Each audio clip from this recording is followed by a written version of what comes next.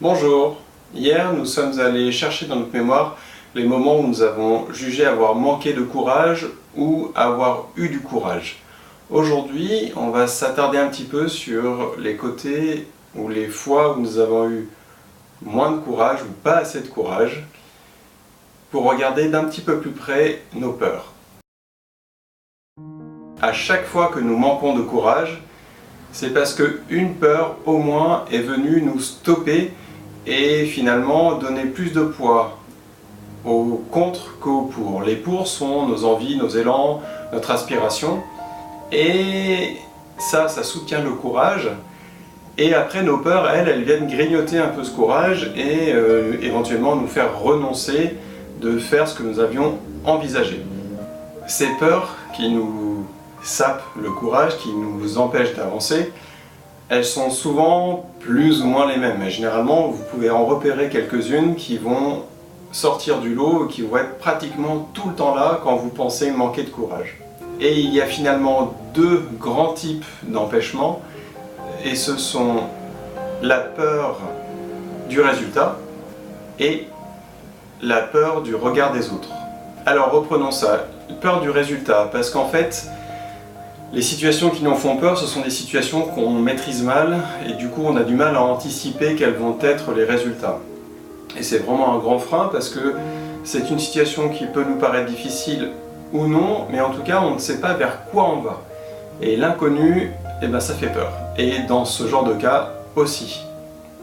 Du coup, une façon de s'y préparer, c'est soit de bien connaître le domaine dans lequel on agit pour pouvoir finalement anticiper mieux les résultats et restreindre le nombre de résultats possibles, ou en tout cas être sûr, avoir confiance en soi et être sûr que l'on pourra rebondir quel que soit finalement le résultat de l'action entamée. Le deuxième côté, c'est le regard des autres, donc ça va être plutôt l'opinion, le qu'en dira-t-on. Des fois, ce qui nous retient finalement, c'est l'adhésion sociale, le fait de ne pas être rejeté, de toujours faire partie du groupe auquel on appartient, et des fois finalement faire des actions qui ne sont pas conventionnelles ou partagées dans le cadre du groupe auquel on se réfère, c'est une mise en danger et on peut avoir peur de perdre justement cette adhésion du groupe. Nous pouvons avoir peur que les autres trouvent ça trop osé ou indécent ou contraire à ce qui devrait être fait. Et on retrouve là-dedans justement toutes les choses que, éventuellement, dans la deuxième question, il me semble, toutes celles que vous trouvez que les autres ont du courage, mais finalement vous leur reprochez. Et vous leur reprochez parce que, d'après vous, ça sort du cadre de la bienséance ou du bien agir, etc.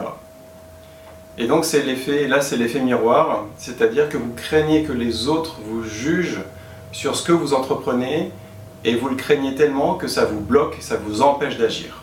Tout comme il y a des peurs qui sont récurrentes ou toujours présentes, en tout cas dans les situations où nous manquons de courage, il se peut que vous ayez plutôt peur des conséquences ou plutôt peur de l'opinion des autres. Et je vous laisse y répondre personnellement, car cela peut vraiment dépendre de chacun. Me concernant, au début, j'étais plutôt équilibré sur autant la peur des conséquences dans les domaines que je ne maîtrise pas, que sur la peur du qu'en dira-t-on, de l'opinion des autres.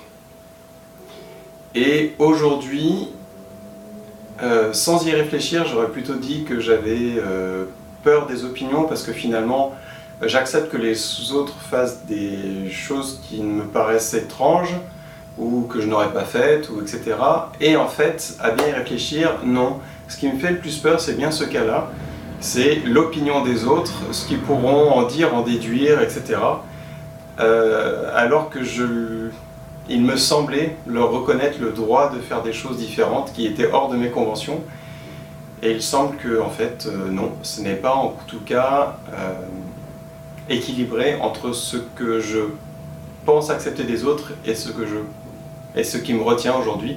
Donc du coup, ça veut dire que ce travail-là, pour moi, n'est pas fini, et j'ai envie de m'améliorer encore là-dessus.